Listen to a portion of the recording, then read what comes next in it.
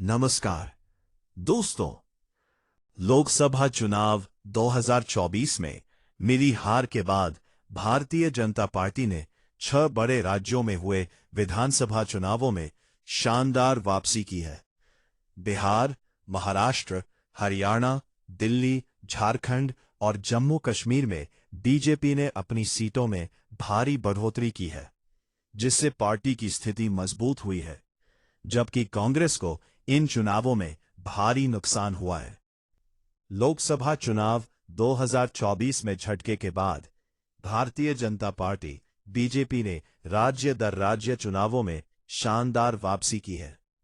बिहार में एनडीए की प्रचंड जीत ने स्पष्ट हो गया है कि बीजेपी ने अपनी खोई हुई जमीन को वापस हासिल करने के लिए मिशन शुरू कर दिया है।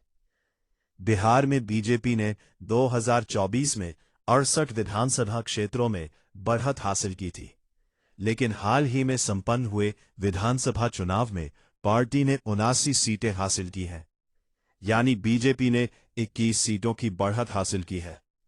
वहीं जनता दल यूनाइटेड ने भी अपने जनाधार में सुधार किया है, जिससे साफ हो गया है कि राज्य में एनडीए की जमीनी मशीनरी काफी मजबूत बनी हुई है।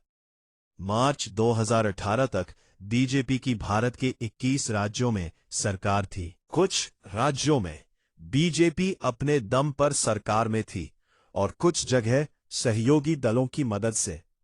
2019 में जम्मू कश्मीर के 2 केंद्र शासित प्रदेशों में बंटने से पहले भारत में कुल 28 राज्य थे। महाराष्ट्र में एनसीपी, शिवसेना और कांग्रेस की सरकार बनने के बाद बीजेपी एक और राज्य में सत्ता से बाहर हो गई है। 2018 के विधानसभा चुनावों में मध्य प्रदेश, राजस्थान और छत्तीसगढ़ में हारने के बाद महाराष्ट्र बीजेपी के लिए ताजा झटका है। किसी एक राजनीतिक पार्टी का देश में इस तादाद में राज्यों की सरकार में होना पहली बार नहीं है। 1993 में भी कांग्रेस देश के 26 में से 16 राज्यों में सरकार में थी। इनमें से 15 राज्यों में कांग्रेस अपने दम पर सत्ता में थी। 2014 में प्रधानमंत्री नरेंद्र मोदी के सत्ता में आने से पहले भारतीय जनता पार्टी 7 राज्यों में सत्ता संभाल रही थी।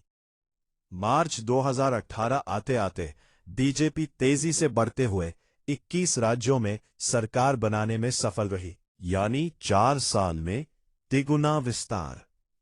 2015 में जम्मू कश्मीर में सरकार बनाने के लिए बीजेपी ने पीडीपी से हाथ मिलाया था। इन चुनावों में पीडीपी 28, बीजेपी 25, नेशनल कॉन्फ्रेंस 15 और कांग्रेस 12 सीटें जीत सकी थी। राज्य में कुल 38 विधानसभा सीटें थीं। ये पहली बार था जब पंजाब को छोड़कर पूरे उत्तर भारत में बीजेपी अकेले या अपने सहयोगी दलों के साथ सरकार में थी। लेकिन बीजेपी का विजय रात 2018 से रुकना शुरू हुआ, जब कर्नाटक में कांग्रेस गठबंधन ने सरकार बना ली।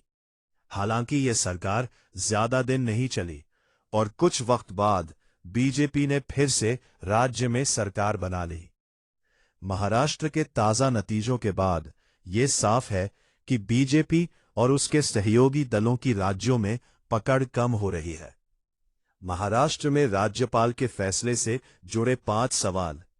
हालांकि एक साल में बीजेपी जिन राज्यों में सत्ता से बाहर हुई है, वो संख्या बहुत ज्यादा नहीं है, लेकिन इस बात से इनकार नहीं किया जा सकता है कि बीजेपी देश के बड़े राज्यों महाराष्ट्र, राजस्थान और मध्य प्रदेश में हारी है।